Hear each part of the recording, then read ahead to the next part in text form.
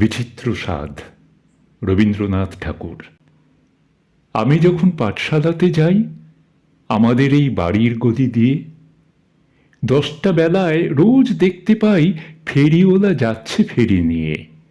চুরি চাই সে হাঁকে, চিনের পুতুল ঝুড়িতে তার থাকে। যায় সে চলে যে পথে তার খুশি, যখন খুশি খায় সে বাড়ি গিয়ে। 10টা বাজে, 10:30 বাজে, নাইকো তারা হয় বা পাছে দেরি। ইচ্ছে করে সেলেট ফেলে দিয়ে অমনি করে বেড়াই নিয়ে ফেরি।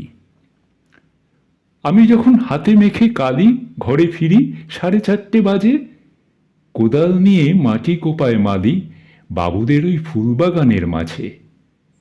কেউ তো তারে মানা নাহি করে, কোদাল পাছে পড়ে পায়ের পরে।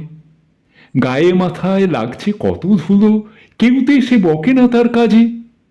মা তারে তো পরায় না সাফ জামা, ধুয়ে দিতে চায় না ধুলোবাদি।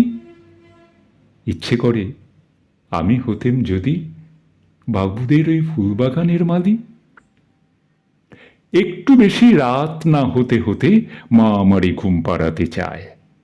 জানলা দিয়ে দেখি চেয়ে পথে পাগড়ি পরে পাহারাওলা যায়। আধার গলি, লোক বেশি না চলে, গ্যাসের আলো মিটমিটিয়ে জ্বলে। লণ্ঠনটি ঝুলিয়ে নিয়ে হাতে দাঁড়িয়ে থাকে বাড়ির দরজায়।